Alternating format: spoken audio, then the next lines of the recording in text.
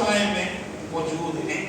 سب سے افضل قبرستان یہی ہے، کیونکہ یہاں صحابہ کرام علیہ رضوان کے مزارات زیادہ ہیں۔ تقریباً 10,000 کے آس پاس صحابہ کرام علیہ رضوان اس جنت البقیع میں مدفن ہیں۔ یا اس لیے یہ افضل ہے حضور صلی اللہ علیہ وسلم کے روضہ انور سے بالکل یہ قریب ہیں، خود گزرا کے سائے میں ہیں۔ عاشقان رسول آپ کو معلوم ہے کہ کیا جنت البقیع قبرستان کی زیارت کرنا سنت ہے؟ جی ہاں، جنت البقیع قبرستان کی زیارت کرنا یہ سنت ہے۔ روضہ منورہ کی زیارت کر کے وہاں جائیں، خصوصاً جمعہ کے دن اس قبرستان میں 10,000 صحابہ کرام علیہ رضوان آرام فرما ہے، اور تابعین، تبع تابعین، اولیاء، علماء، صالحاں، کتوں کی کا شمار بھی نہیں کیا جا سکتا۔ کتنے سارے اولیاء کرام اس قبرستان کے اندر موجود ہیں۔ جب حاضر ہوں تو پہلے تمام مدفونین مسلمین کی زیارت کا قصد کریں۔ یا عاشقان رسول، اب ہم قبرستان میں داخلے کی دعا سنتے ہیں۔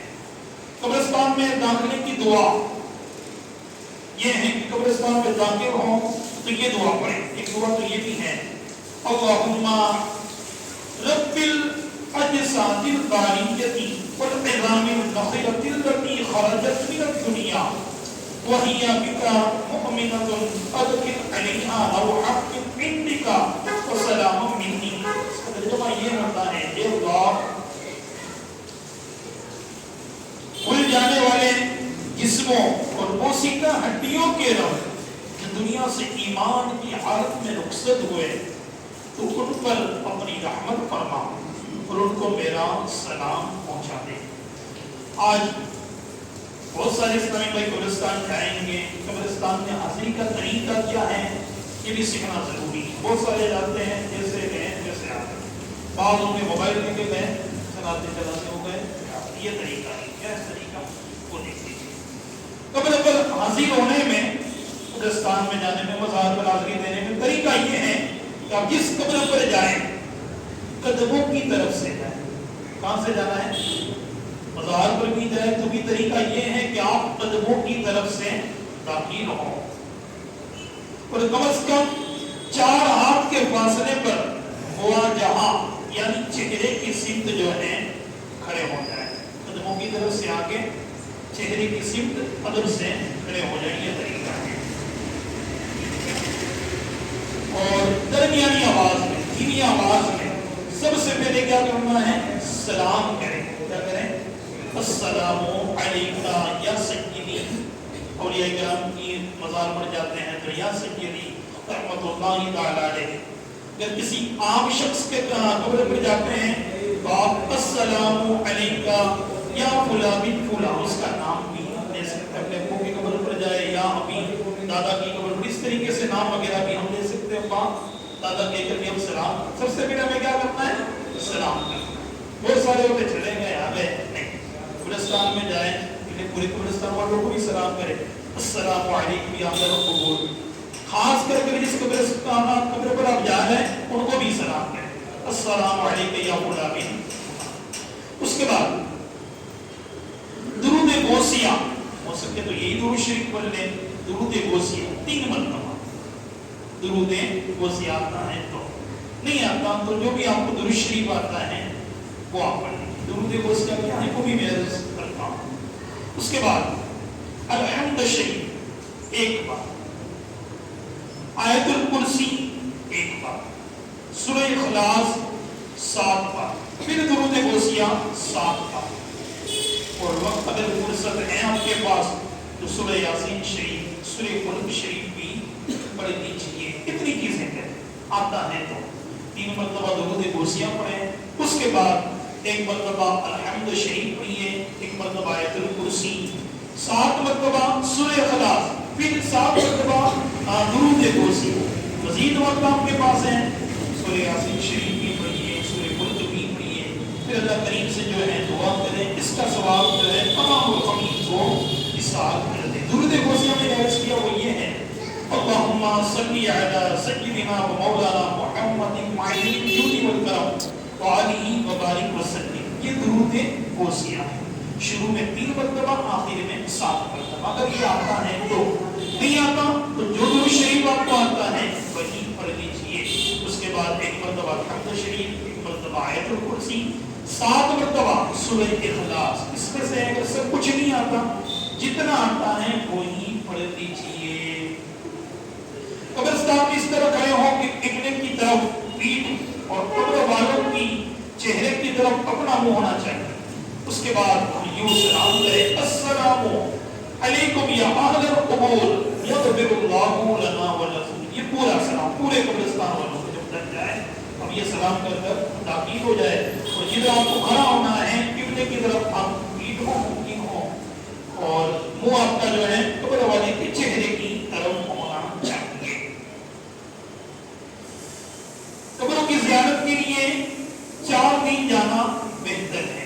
وہ دن جو بیان کیے گئے ہیں، ایک ہے پیر کا دن، سوموار کا دن، دوسرا جمعرات کا دن یا جمعہ کا دن، یا ہفتہ یعنی سنیچر کے دن. عام دنوں کی بات ہو رہی ہے. پیر کے دن جائیے یا جمعرات یا جمعہ یا سنیچر کے دن. جمعہ کے دن بہتر یہ ہے کہ نماز صبح، فجر کی نماز کے بعد زیارت کرنے کے لیے جائیں. یہ جو ہے افضل ہے، زیادہ بہتر ہے. نبی پاک صلی اللہ علیہ وسلم سے متعدد صحابہ اکرام رضی اللہ تعالی عنہم کی قبر پر تشریف لے جانا ثابت ہے. خود ہمارے آقا صلی اللہ علیہ وسلم قبرستان میں جایا کرتے، صحابہ اکرام علیہ رضوان کی قبروں پر جایا کرتے. یہ کئی احادیث موجود ہیں جس سے ہمیں ثبوت ملتا ہے کہ حضور صلی اللہ علیہ وسلم صحابہ اکرام علیہ رضوان کی قبر پر جایا کرتے تھے. نبی پاک صلی اللہ علیہ وسلم کا اپنا معمول مبارک بھی تھا کہ آپ صلی اللہ علیہ وسلم جنت البقیع کے قبرستان میں تشریف لے جاتے ہیں، انہیں سلام کہتے ہیں اور ان کے لیے مغفرت کی دعا کرتے ہیں. ان کے لیے کیا کرتے ہیں؟ مغفرت کی دعا کرتے ہیں، بخشش کی دعا کرتے ہیں. اس کے علاوہ نبی پاک صلی اللہ علیہ وسلم کا شہدائے بدر کی قبر پر تشریف لے جانا اور پوری عورت کی قبر پر جا کر اس کا جنازہ پڑھنا بھی ثابت ہے. اگر اسلامی بھائیوں قبرستان جب جائیں تو اس کی بھی کچھ سنت اعظام ہے، وہ سماعت کرنے کی بس آخری بات ہے. تاجدار مدینہ صلی اللہ علیہ وسلم کا فرمان عظیم ہے، میں نے تمہیں زیارت قبور سے منع کیا کرتا تھا، لیکن اب تم قبروں کی زیارت کرو، کیونکہ یہ دنیا میں بے رغبتی کا سبب اور آخرت کی یاد دلاتی ہے. قبرستان جائیں، جانے کے بعد بات یہ ہماری پر کچھ دیر کے لیے، کچھ مختصر ٹائم کے لیے غور و فکر کرنا چاہیے. اور جس طرح یہ قبر میں آرام فرما ہے، ایک دن ہمارا بھی نہیں ہونا ہے. کیا چیز لے کے گئے، کتنے اعمال نکل گئے، ہمارے پاس کیا ہے کیا نہیں، اپنا حساب لگائیں اور آخرت کی طرف اپنے آپ کو بڑھانے کی کوشش کریں. پورے مسلمانوں کی قبروں کی زیارت کرنا یہ سنت ہے. بازار شریف یا قبر کی زیارت کے لیے جاتے ہوئے راستے میں فضول باتوں کو مشغول نہ ہو. ادھر ادھر کی باتیں بالکل نہیں کرنی ہے. درود شریف کو مستقبل دے جائے، کچھ نہیں آتا سبحان اللہ توحید تسبیح پڑھ کر جائے، اللہ اکبر الحمدللہ، یہی تسبیحات پڑھتے ہوئے جائے. جب قبر میں قبرستان یا مزار پر جائیں، قبر کو بوسہ نہ دیں، چومے نہیں، نہ قبر پر ہاتھ لگائے، بلکہ قبر سے کچھ فاصلے پر کھڑے ہو جائیں. قبر کو سجدہ کرنا، سجدے کی 2 قسمیں ہیں، ایک تعظیمی، ایک عبادت کے لیے. تو تعظیم کے لیے سجدہ کرنا بعض لوگ جاری کرتے ہیں، اس کی بالکل اجازت نہیں ہے، یہ حرام ہے. اگر عبادت کے لیے سجدہ کرتا ہے تو یہ کفر ہے، سجدہ نہیں کرنا. باقی اپنے دعا کرے بزرگ کی مزار پر حاضر تو ان کے وسیلے سے اپنی حاجات کو پیش کرے، انشاءاللہ الکریم اللہ کریم نے چاہا ان کی بدولت ہماری دعائیں کیا ہوگی، قبول ہوگی. یہ طریقہ ہے. قبرستان میں جب جائیں تو یہ دھیان رکھیں کہ کسی بھی قبر پر ہمارا پیر نہ پڑے اور چپل وغیرہ پہلے سے ہی بال اتار کر جائے. بعض لوگ اسے نادانوں سے پہنتے چلے جاتے ہیں، نہیں، چپل وغیرہ اتار کر ادب کے ساتھ جائے. دیگر اور قبر کا بھی دھیان رکھیں، کسی بھی قبر پر پیر رکھنے کی اجازت نہیں ہے، بلکہ یہاں تو کتابوں میں لکھا ہے کوئی ایسا نیا راستہ قبرستان میں بنایا گیا جہاں پر پہلے قبر موجود تھی اور نیا راستہ بنایا گیا، تو علماء فرماتے ہیں ایسے راستوں پر بالکل نہ چلیں، بلکہ باہر رہ کر ہی آپ فاتحہ خوانی کرتے ہیں۔